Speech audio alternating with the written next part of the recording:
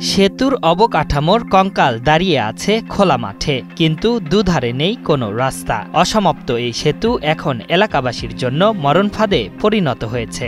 গাড়ি নিয়ে পড়ে যায়, সাইকেল নিয়ে পড়ে যায়, এদিক দিয়ে আসা যাওয়া করতেও খুব কষ্ট হয়। 2023-24 অর্থ বছরে প্রায় 30 লাখ টাকার বাজেটে শুরু হয়েছিল এই সেতুর কাজ, কিন্তু হঠাৎই থেমে গেছে সেতুটির কাজ।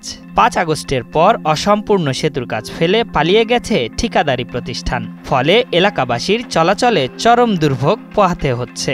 বর্ষার দিনে খুবই কষ্টকর ছিল, আর আমাদের পুরুষগুলো কাজে যাইতে পারে নাই ঠিক মতো, যাইতে হয় অনেক দূর দিয়ে ঘুরে যাইতে হয়। বাচ্চা কুচ্চাগুলো ঠিক মতো স্কুলে যাইতে পারে না। এই যে এই রাস্তাটা সমস্যা হয়ে আমাদের পুলটা ঠিক করে না দিলে তো সব সময় সমস্যা হয়ে থাকে, সমস্যায় দাঁড়াইছিল। ঠাকুরগাঁয়ের জগন্নাথপুর ইউনিয়নের সিঙ্গিয়া গ্রামের এই সেতু এখন এলাকাবাসীর গলার কাটা। এই গ্রাম থেকে শহরে যাওয়ার একমাত্র রাস্তার উপর নির্মাণ করা হয়েছে সেতুটি, কিন্তু নির্মাণ কাজের মাঝপথে বন্ধ হয়ে যাওয়ায় চলাচলে দেখা দিয়েছে চরম দুর্ভোগ। কর্তৃপক্ষে কারা করতেছে সেটা আমরা জানি না, তবে আমাদের দাবি এই ব্রিজটা যদি হয় আমরা খুব উপকৃত হব।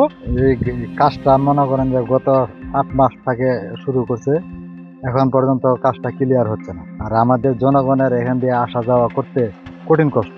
এই সেতু নির্মাণের জন্য একাধিকবার কর্তৃপক্ষের সাথে যোগাযোগ করেও সমাধানে আসা যায়নি জানালেন এই জনপ্রতিনিধি। ছেলেপেলে দিয়া ওটা একটা তক্তা দিয়ে করছিলাম, সেটা ভাঙে পড়ে গেছে। হিসাবে আমি চাচ্ছি যে রাস্তাটা ক্লিয়ার হোক, জনগণের ভোগান্তিটা কমুক। এখন এটা যদি করে দেয় তাহলে খুব সুন্দর হয়, খুব ভালো হয়। চলতি বছরের জুন পর্যন্ত মেয়াদ রয়েছে কাজটির, তবে ভোগান্তি নিরসনে ঠিকাদারি প্রতিষ্ঠানের সাথে যোগাযোগ করে কাজ করা হবে বলে জানালেন ঠাকুরগাঁও সদর উপজেলা প্রকল্প বাস্তবায়ন কর্মকর্তা।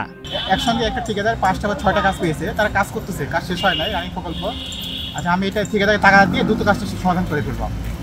অসমাপ্ত এই সেতু দিয়েই চলাচল করতে হচ্ছে স্থানীয়দের।